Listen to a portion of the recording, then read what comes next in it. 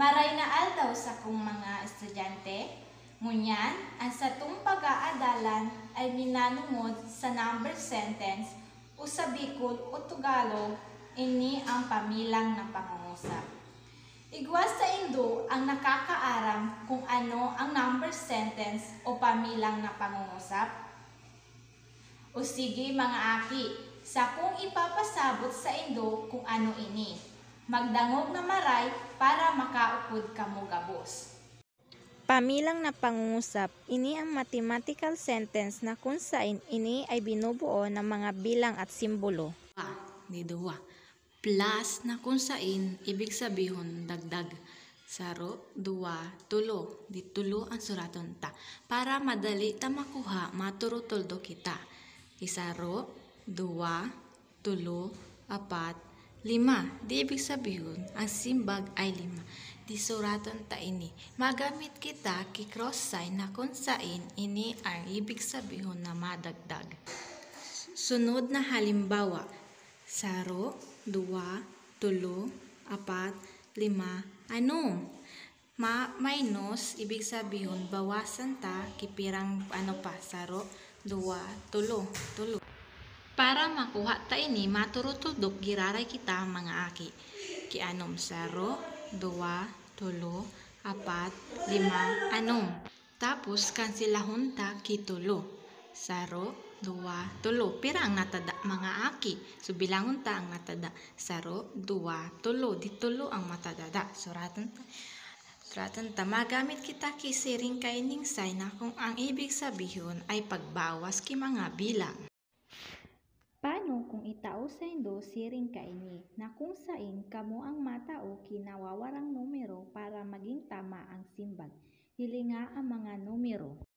Anong numero ang pwede mo na bawasan ki 11 para ang maging simbag ay 49? Para makuha ta ini, ang gigibuhon ta ay su 49 dagdagan ta ki 11 para makuha ta ang simbag na tama.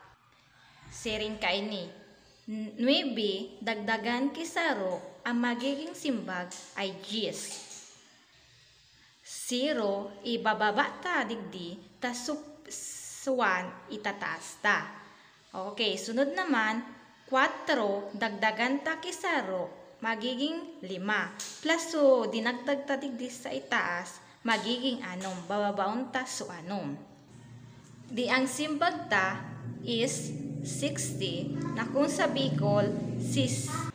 So, dinagdag ta yung 49 sa 11, ang naging simbag ay 60. So, 60 minus 11 equals 49. Para masabit ang tama, i-check ta kung tama talaga ang nakuha ta. So, ang gibuhon ta, 60 bawasan ki 11 equals 0 minus 1 dahil man pwede. So, makuha kita digdi ang 6 magiging 5. Ining 0 magiging 10. Pwede tanang bawasan.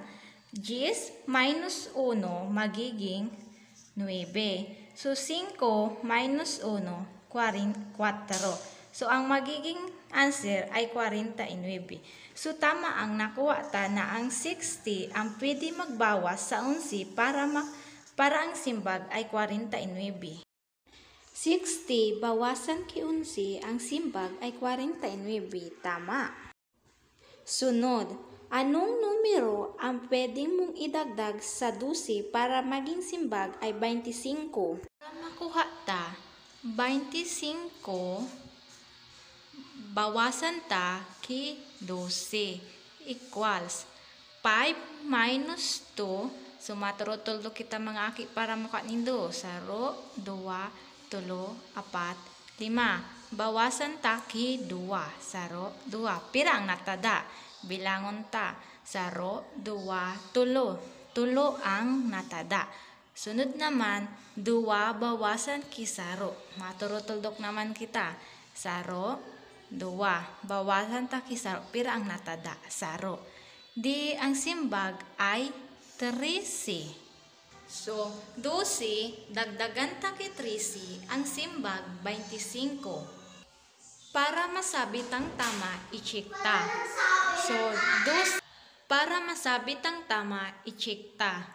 12 dagdagan ki 13 equals 2 dagdagan ki 3 saro 2 dagdagan ta ki 3 saro 2 3 bilangon ta gawas mga aki saro 2 3 4 5 di 5 di saro na saro dagdagan ki saro matuldok naman kita saro 2 di 2 ang simbag.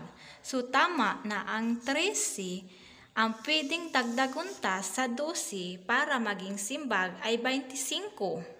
12 dagdagan tang 13 ang simbag 25. Tama mga aki. So mga aki, nakuha nindo kimaray at nasabutan kung iyo binabati ko kamo. Hanggang sa sunod giraray.